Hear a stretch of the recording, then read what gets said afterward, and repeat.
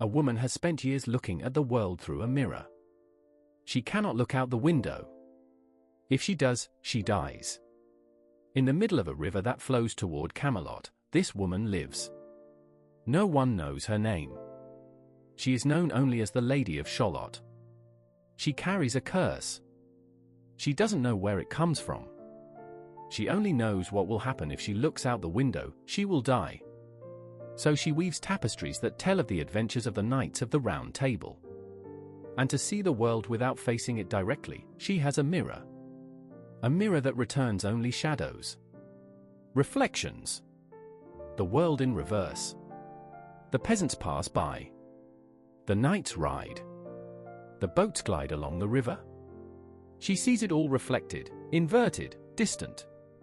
Like a shadow of reality. One day she hears a song. The sound comes from the river. And in the mirror appears Lancelot. He is the most handsome of the Knights of the Round Table. The poem describes him shining beneath the sun. His helmet gleaming. His dark curls flying in the wind. And she cannot help herself, for the first time in her life, leaning out the window. She looks directly. And in that instant, the mirror cracks from side to side. The curse has fallen upon her. She descends the tower. She finds a boat on the shore. She writes her name on the prow. She lies down in it. And she lets herself be carried by the current toward Camelot, singing her last song, while the life slowly fades from her, like the candles she has placed on the prow. She arrived in Camelot already dead. And Lancelot, the man who condemned her without knowing it, looks at her and says, "She has a lovely face. God in his mercy lend her grace." Just that. Nothing more. John William Waterhouse was not a first-generation Pre-Raphaelite. But he drew from the same sources. Born in Rome. Trained at the Royal Academy in London. Obsessed with the women of mythology and literature, he became so captivated by the Lady of Shalott that he painted her not once, but 3 times. The first is from 1888. It is the most famous. It hangs in the Tate Britain in London. Waterhouse chooses the most tragic moment. The lady is already in the boat. She has already looked. She has already unleashed the curse. She sits in a white robe, letting go of the mooring. Her gaze is elsewhere. Her arms hang limp.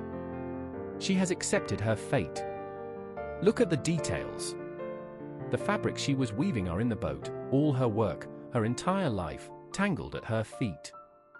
A lantern on the prow. A crucifix.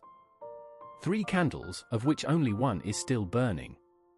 The English landscape in the background, muted, melancholic. The reeds in the foreground. And the swallows. The second painting he made in 1894. It is in Leeds. In it, the lady is in her tower, still weaving, but already looking toward the window.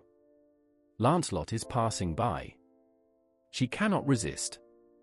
It is the precise moment just before the catastrophe. Waterhouse returns to her a 3rd time in 1915. He cannot let her go.